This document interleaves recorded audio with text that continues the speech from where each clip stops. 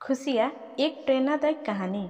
क्या आप अपने जीवन से संतुष्ट हैं या आप भी उन्हीं लोगों में से हैं जो सोचते हैं कि उनके जीवन में खुशी आती ही नहीं?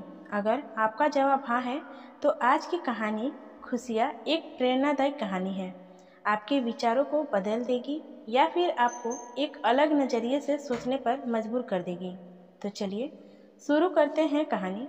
ब्रह्मा जी ने जब सृष्टि का निर्माण किया था तो अपने काम से काफ़ी खुश हुए थे, क्योंकि हर प्राणी अपने जीवन के दरमियान काफ़ी खुशी से जीता था, सिवाय मनुष्य के। मनुष्य अपने जीवन में कभी खुश नहीं रहता था। ब्रह्मा जी ने उसके लिए जीवन में अनगिनत खुशियाँ दी थी, फिर भी मनुष्य उन खुशियों की कद्र नहीं करता था। इस समस्या के निवारण के लिए ब्रह्मा जी ने कई देवताओं और गुरुओं से विचार विमर्श किया। कोई कहता कि मनुष्य की बुद्धि भ्रष्ट हो गई है, किसी ने सुझाव दिया कि मनुष्य जानबूझकर ऐसा करता है, इसलिए उसे दंड देना चाहिए। किसी ने कहा उसे खुशियों की अहमियत याद दिलाने की जरूरत है। यह आखिरी वाला सुझाव ब्रह्मा जी को काफ़ी पसंद आया, लेकिन अब सवाल यह था कि मनुष्य को खुशियों की अहमियत का एहसास कैसे कराया जाए। फिर से सभी से सुझाव मांगे गए। सबने सहमति से यह तय किया कि मनुष्य को जो खुशियाँ बेहद आसानी से मिलती है, उसे कठिन तपस्या और परिश्रम के बाद मिले, ऐसा कुछ किया जाए।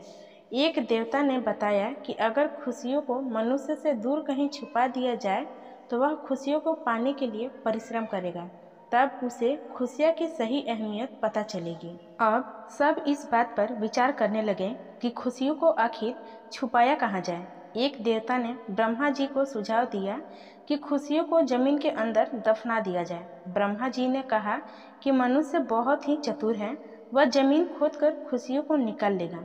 दूसरे देवता ने खुशियों को समुद्र के पानी में छुपाने का सुझाव दिया। ब्रह्मा जी का कहना था कि मनुष्य गोता लगाकर उन खुशियों तक पहुंच जाएगा। आखिर ब्रह्मा जी के दिमाग में ही एक विचार आया। उन्होंने खुशियों को मनुष्य के अंदर ही छुपाने का तय किया। ब्रह्मा जी जानते थे कि मनुष्य के पास चाहे जितना बुद्धि क्यों न हो, वो खुशियों को सारी दुनिया में खोजेगा, लेकिन अपने अंदर कभी नहीं झांक कर देखेगा। उस दिन से मनुष्य खुशियों की तलाश में इधर उधर भटकता रहता है। छोटी छोटी खुशियों को भूलकर अगली और बड़ी खुशी की तलाश में वर्तमान में मिल रही छोटी खुशियों को भूल जाता है। सबसे ज़्यादा महत्वपूर्ण वह बाहरी वस्तुओं में खुशियों का तलाश करता है, जबकि सच्ची खुशी उसको उसी के भीतर मिलेगी। इस बात को वह भूल चुका है। पूरी कहानी सुनने के लिए आपका धन्यवाद। दोस्तों, उम्मीद है कि यह कहानी आपके दिल को छू गई होगी। ऐसे ही सीधे दिल तक उतरने वाली कहानी सुनने के लिए इस चैनल को सब्सक्राइब कर लीजिए और कहानी पसंद आई हो तो लाइक और अपने दोस्तों के साथ शेयर जरूर करें।